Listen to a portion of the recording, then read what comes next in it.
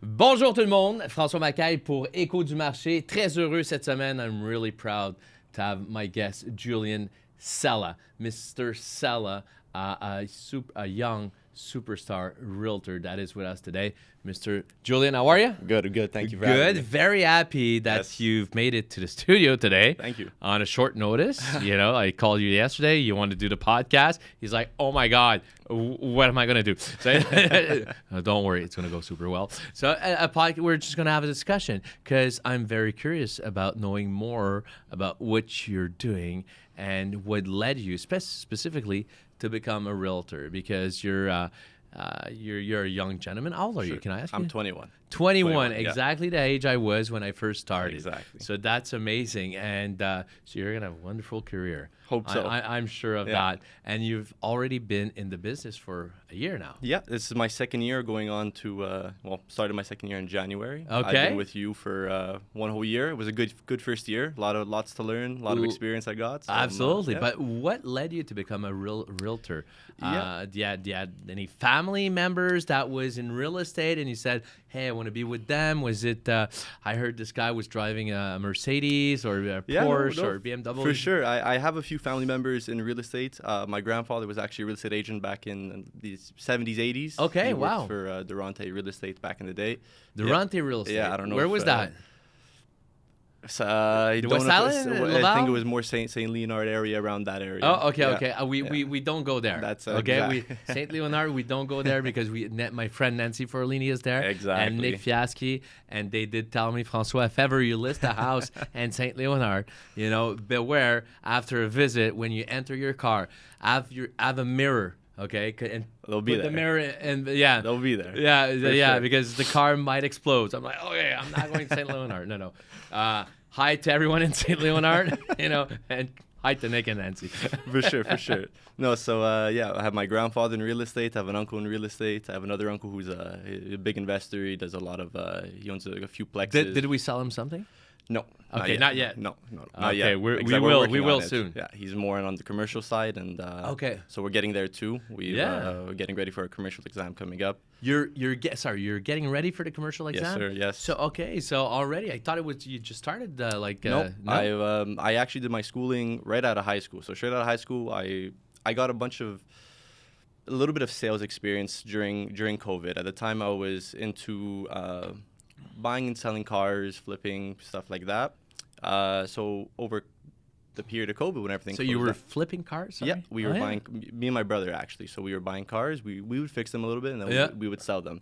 Okay. So I got a taste of that, and I was like, wow, this is fun. This is great. What can I do? What can I do to go bigger? You were making good money. We were making good money. Yeah. Okay. During COVID time, when prices were up, people were looking to buy. Oh yeah, for sure. During COVID, all the dealerships were closed. Everyone was off from work, right? Everyone was receiving benefits. So it was a good time to be a seller. Okay, it was a good time to be a seller. Same thing for real estate. That's true. I did sell my boat actually during COVID, and I got I think before COVID. Someone was the value was about maybe 65,000, somewhere around that. Yeah. And I sold it for 85 during COVID. It's crazy. It makes no sense. But it was good. It was a good time happy. for everyone. Exactly. So I got a taste of that. I was always in customer service growing up. Like I said, straight out of high school, I was like, this is what I want to do. I've always had a thing for sales. And so your uncle was a realtor. The other uncle an investor. So you're like, I'm familiar. I want to be in the real estate business. Yeah. I grew up doing a little bit of construction as well, so I'm familiar. That's true. You did, because I remember last year, when I was. That's a funny story, because you asked me. You said, "Could you come and give me a hand on this listing I'm getting?" And you probably mentioned who it was, but I did not. At the time, you didn't. Yeah, I'm like, okay, sure, I'm gonna go, no problem. So I'm sitting there, and we're discussing with this guy, and you're like, the guy's like, he did all. Julien did the renovation at my house. I'm like, how come Julian's doing renovation in his house? I didn't get it. Full service. Yeah, full service. Yeah. You did the renos there, and so I'm wondering. And at one point, you're like, there's the lady beside you, the guy's daughter that's sitting beside you. And at one point, you're like touching her hand. I'm like, my God, he's giving a full service. He's really, what's happening there? And when she said something like, "Hey, baby," so I was like, "Oh, okay." Wait, what's going on? Okay, Yeah, it's a no, family that here. was- That's your girlfriend? Exactly. So no, my first sale was my girlfriend's parents. There you go. Which was perfect timing, Yeah. right? So like I said, or like you said, you saw the renovations that were done. So you did great work. We did everything in that house. So the kitchen was already done, bathrooms were already done, but we ended up redoing all the floors upstairs, all the stairs, the basement completely. So that alone gave me enough of an idea. But even before that, I was in it for a little while, so I had a good experience, and that's why he trusted me to help him out and get the work done, right? Yeah. So it was a good time. Yeah, it was fun. You know that it sold quick. Within a week, it was gone. That house. So there you go. It was a great way to end up in real estate, seeing as it was when I first started. So when you were in school, first of all, which school did you go to? I went to John Abbott to do my. Okay, to John Abbott. Yeah. And where did we meet again? We met. It was a referral. Was it at John Abbott? No. It was a referral actually. Yeah, I was looking to start getting into becoming an ambassador. Oh yeah. And one of your other agents, they referred me. They said, "Hey, we have an ambassador Which one? program." It was Crystal at the time. Oh, Yeah. Crystal. Yes. Oh. So she's like, "Hey," she's like, "We're hiring. You know, we need ambassadors." She's like, "Come check it out, and then see what you think." So I came by and ended up working as an ambassador for about 6-7 months. Got honestly great experience because I was able to translate right into being an agent, right? Exactly. So that was a good time. Learned a lot. So what did you do? Like, people are watching us right now. There's some buyers, sellers, investors, of course, but there's also realtors and future real estate brokers For sure. looking at us right now. So you started as an ambassador, which is I think it's a super good way to start as just before you become a real estate broker. Yeah. So what were you doing exactly? So for the benefit of our viewers. Well, at the time we were doing our cold calls, not necessarily cold calls, because how we have it at Group Makai is we have warm calls. warmer calls, lead generation, right? Yeah. So these are people that are basically saying like, hey, like I'm starting to look, Yeah. you know, provide me a little service, give me some information, whatnot. That's So it. we're there to give them a call and see and kind of Filter, qualify the buyers, right? And see their time frame, see their needs. That's it. And then, you know, we book appointments. We have our scripts. We go about it, and then try to get the job done. It works right? well, eh? It works well. Absolutely. If you stick to it, you know, if you stick to the script, it works. It's gonna work Of super course, well. of Yeah. course. So and so you've been an ambassador for 6-7 months. Yep. Prior to that, you said you worked in the car business. Mm-hmm.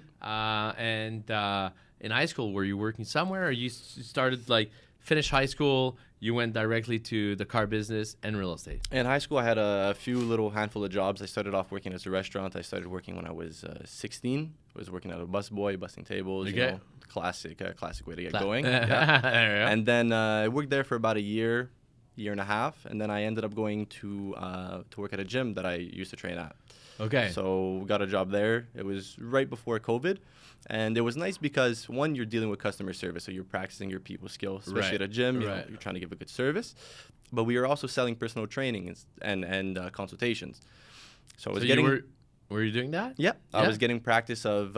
we would make a little commission on the side, selling with that, and nothing like today. But no, that was good. It was good practice, and it was a start. So it opened my eyes to sales, and then that's how I slowly got into wanting to do cars. And then I was like, what's bigger than cars? Like I was always looking how I could go bigger. Yeah, The next step, right? yeah. So Okay. now in this case, you know, from residential, we're going to go to commercial, right? There you go. Always trying to one-up it. So when is the exam?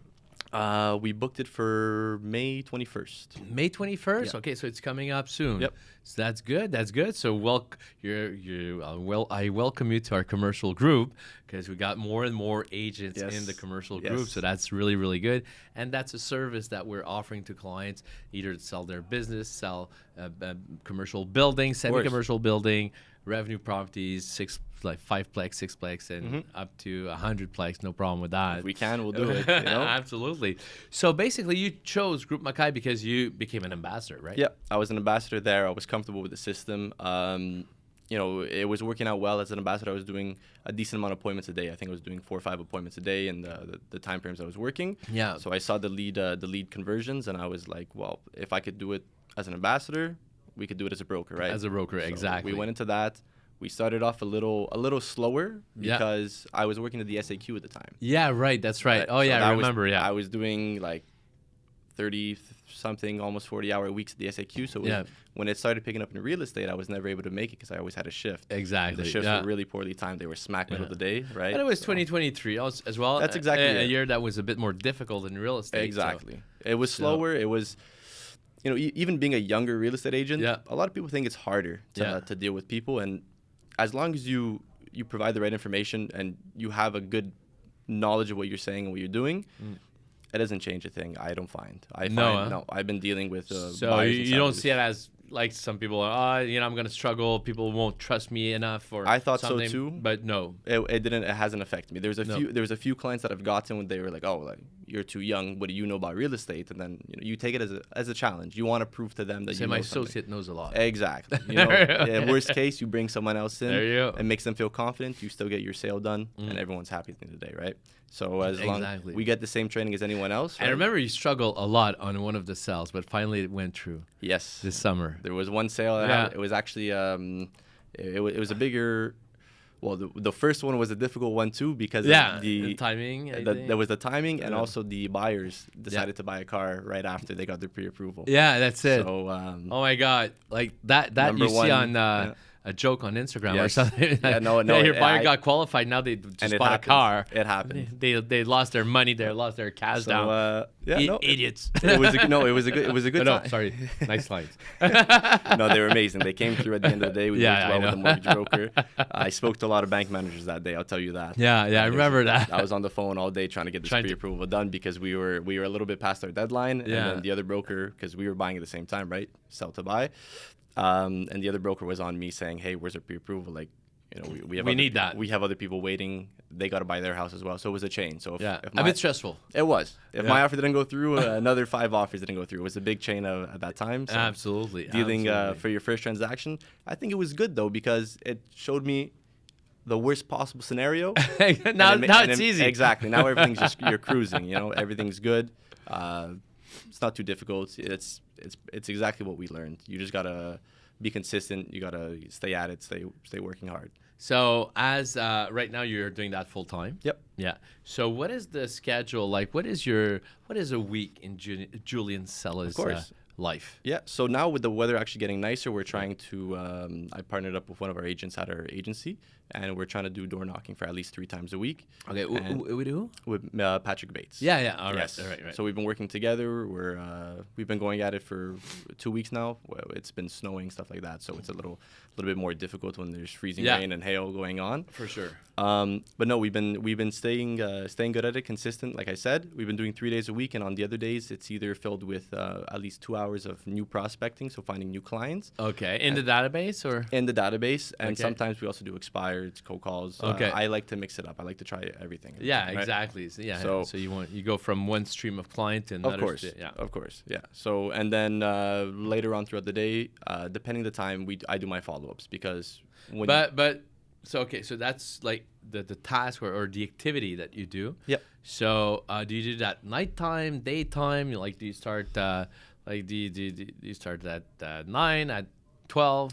I normally what does it look like? I normally start my days around 9. I try to get all my scheduling, my preparation in order. I normally start my calls around 10:30. Okay. And I start doing my new prospecting right up until from 10:30 to let's say 1:32. Okay. That's when a lot of people are, either on their breaks, they're working, or someone getting home from work at the time. So you feel that you can reach more of them. That's exactly it. For new prospects, I find I'm having a good time reaching them at that time. For follow-ups, like I said, you have to be. You got to know your client when they're available. Some people are, at night, 5 o'clock, 6 o'clock. I have clients that are saying, call me at 10, 11, So I'm working at all hours. It's call fun. Me at midnight. Sure. It's sometimes it's a little much, but it's, you got to do what you got to do what you got to do. Exactly. So to make it work. If that's the only time they're available, you got to give them that service. There's some agents that stop at 5 p.m., right? Right. Being a new broker, don't have that luxury. So you put in all the hours of the day. You do open houses on the weekends? I try to do as many open houses as I can. Yeah. Right now I've been a little short on them because I have one of my clients who's only available on Sundays to visit. So instead of doing open houses, we're visiting all the open houses. Right? Okay. So I have a few buyers that I'm going to go check out with them. But when they're taken care of, back to the open houses. Back to the open houses. Exactly. And how many clients are you working with right now? In my database, I have around 500, I would say. 400 or 500 clients. Yep. Wow. Yep. Okay. So lots of people to work with. Yep. That's very, very good. It's it's good. Yeah. So you're finding opportunities within these But that's this exactly database it, that you acquired. For sure. Basically, most of them, I guess, in Follow Up Boss, our system, and Exactly. from leads that we generate. Right? Yeah. So even now I'm trying to balance my time between following up, because when you have a big clientele like that, you have to make sure everyone's still in contact with you. You're trying to be remembered. You're trying to get your name out there, right? So it's between a lot of follow-ups and also, like I said, the 2 hours of new prospecting at least, right? So you always got to get new clients, because when you close your deals this week, you got to get deals next week, right? Exactly. So keep moving.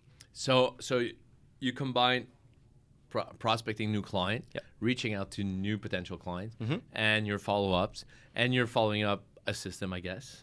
Yep. Which is the follow-up system. Exactly, the follow boss system. Yeah. Okay. That's good. And I saw you as well on social media. Mm-hmm. So you're you're starting. I'm starting to get it out there. Yeah, exactly. Sure. Is that your girlfriend helping It you is. out? It is. I was gotta give all the credit to her. She's very on top of her social media game with helping me come up with new ideas and what to post. I'm actually trying to get onto a schedule of at least doing one post a week.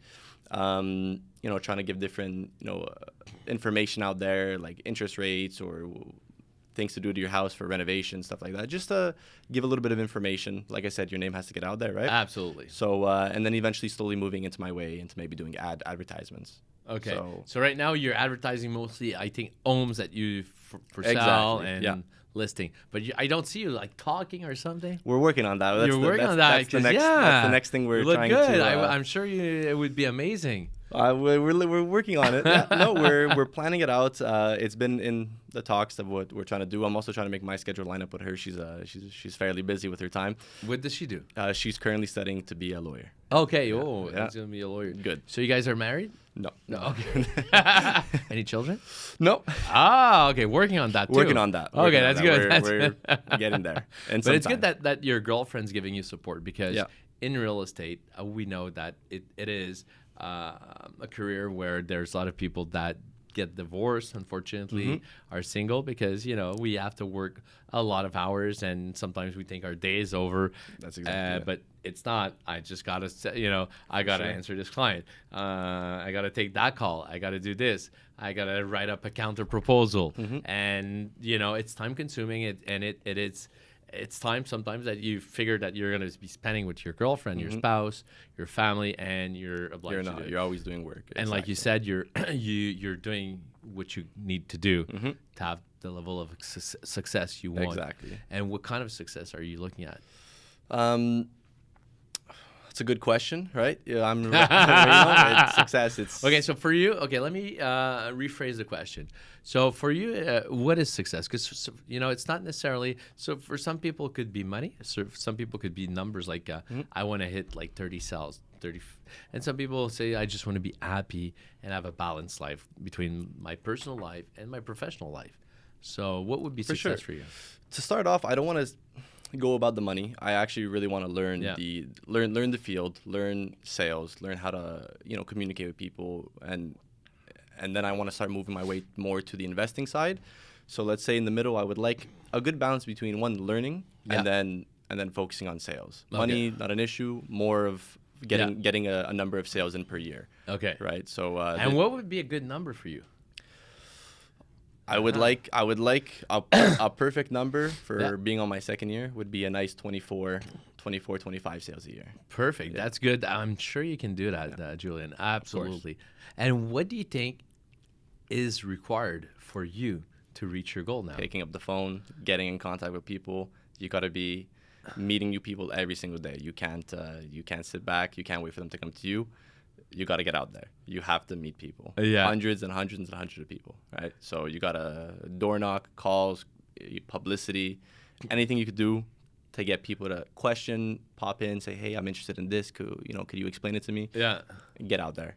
Just get out there, exactly. meet people. Of course. So it's number of people, number of contacts that you will make in a day or in a week that will dictate 100%. The kind of success you're going to have. Not only that, but you have to have the right training to go with the number of contact, because you could get in contact with 60 people a day. Yeah. But if you don't know what you're presenting, what you're doing, exactly, right? You have to be. So what do you feel about the training and the support you're getting?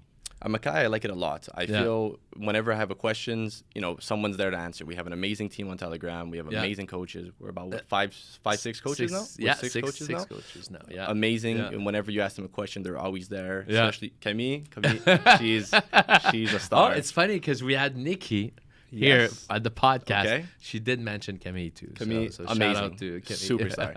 I mean, I always text her like the weirdest times, and I'm like, hey, I need to get this done. Could you just give me a little bit of help? I just want to make sure it's written up properly. Let's say for a specific clause on a contract. Yeah. Right. And she's always there to give you the spot on answer. She's very by the book. She's really on top of her game. So Camille alone is amazing. But the rest of the coaching, we have a bunch of videos provided by you. Your hands-on coaching, like I said, even the first time when you came to assist me with the sales and the presentation. It's good. It's if you learn it, if you study it, it works well. And we also have now an English division. Yes, we do. So, which we do a meeting every other week. Yep. Every other Wednesday. Every other Wednesday. Yeah, so 2 Wednesdays a month. We have coaching only in English to make sure that everyone can, understand and the language of their choice. Of course. Their preferred language. And we're slowly growing that English community at Group Makai. So, and that's something that's very important for me because I've been a Craig Proctor coaching member since the past, let's say, it's been 2007, so it's like 17 years now. And actually, I'm going to Toronto to meet Craig. Asked me to come to do a panel with him, to be a panelist at his conference. So I'm going there. So and everything is done. All this coaching is in English. I have all these material in English. Exactly I'm translated for French. You got to bring it to Quebec here. Quebec, obviously. Well, I translated for French people, but I have everything in English. So it was just a no-brainer to start this English division at Group Makai and try to help more people provide the service fully in English, so it's better for English-speaking people.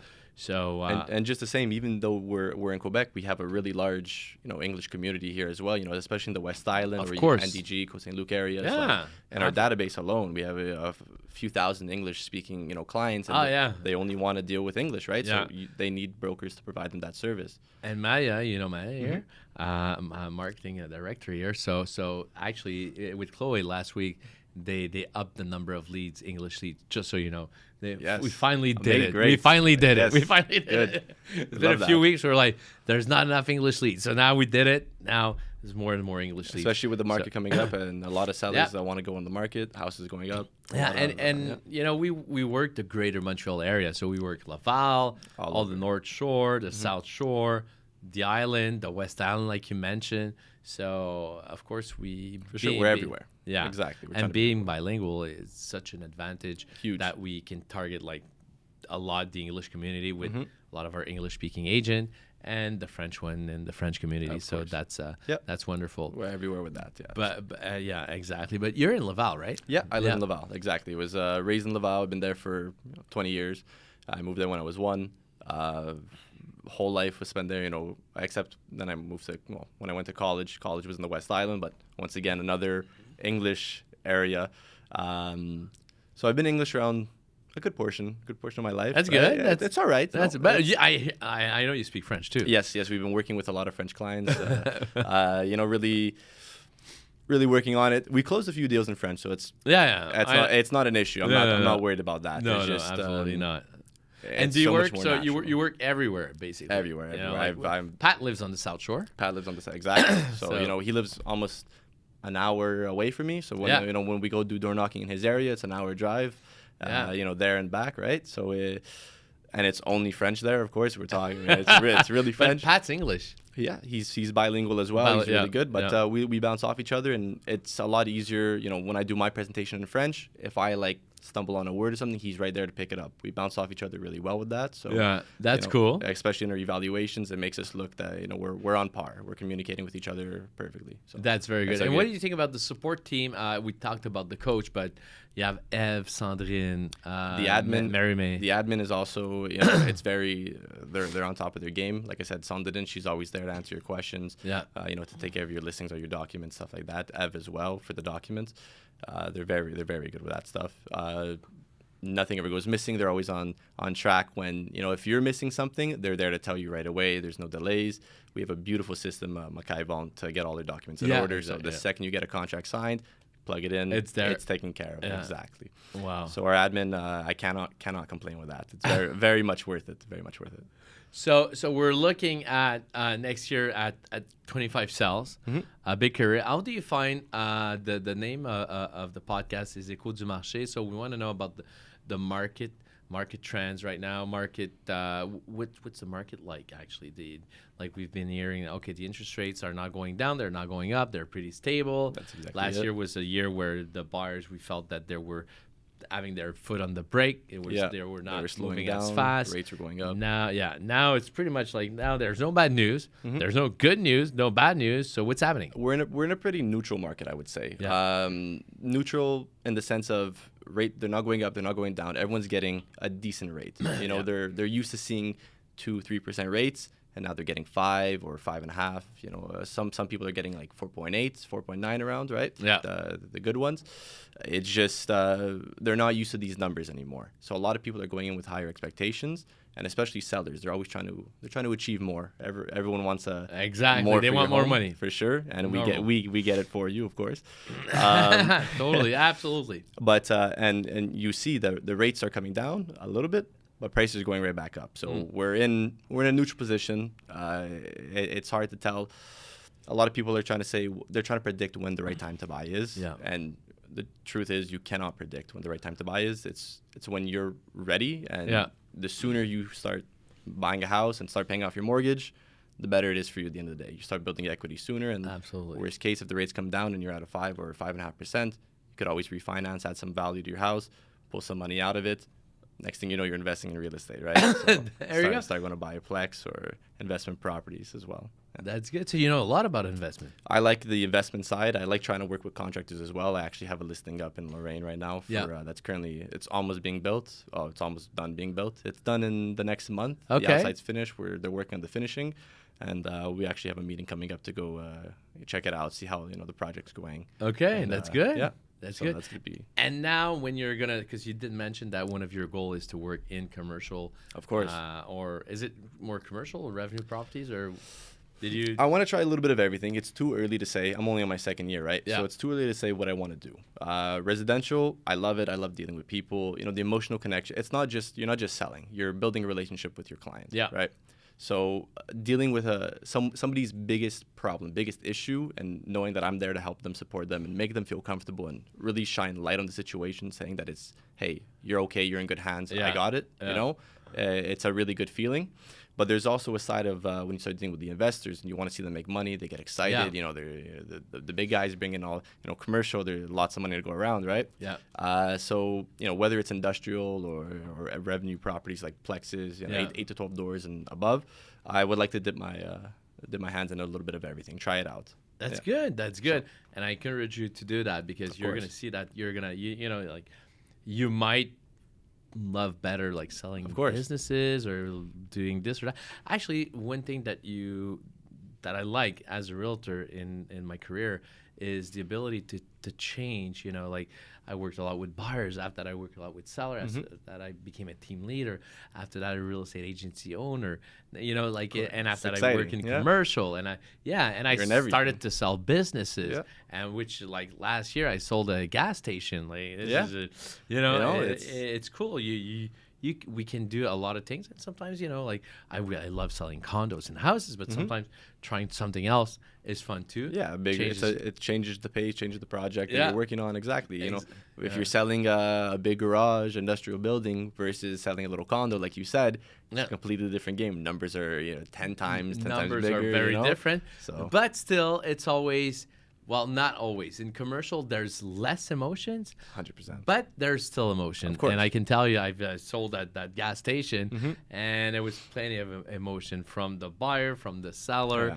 And even though, like, I was like, listen, guys, we got to look at the numbers, like the numbers are telling us this, and that. And they're like, yeah, we know the numbers, but still, still they felt emotional about that. That's exactly it. When you have an attachment to something, a lot of gas stations, you'll see they're sometimes they're more family run. The gas stations. Yeah, exactly. Yeah. So when you have basically a family business going on it for many, many years, it's hard to let go.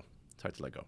What would you tell someone that is your age, okay, or younger, or around your age, and is looking to come to real estate? Do you think it's a tough thing? Do you think you would encourage him? So what would be the advice you would give them? I would 100% encourage it. A lot of people, you got to start real estate young. If you start real estate young, you have time to learn, make your mistakes, get into it, right? It's a costly career to be in, but it's worth it in the long run. And if you're really dedicating your time to it, putting everything you got, it's well worth it. Yeah. You'll set yourself up. You can set your family up. It's very nice. But overall, it's a fun experience. A lot of younger brokers go into it thinking, hey, I'll be my own boss. I'll work when I want, to do what I want. Yeah. No. Not like that. No, not like no, that. no. I was a little guilty of that too when I first started, and I realized, like, wow, like, you're always working. There's no such thing as day off. But you know what? when you learn to love what you do, it no doesn't feel there. like work. I could be doing contracts, like I said, at 11, 12 at night, and I'm having a good time. You're doing something good. It's fun. You just got to keep it going, right? It's I would very much encourage it. It's I actually That's amazing. I have a few friends that just got into it now. I have one that's we're waiting on his results too. So that's good. We'll be meeting with him. Hopefully it'll come at Group Makai. Hopefully we'll be meeting with him soon. I'll be setting up a meeting in the next couple of weeks. Okay, that's good. Yeah.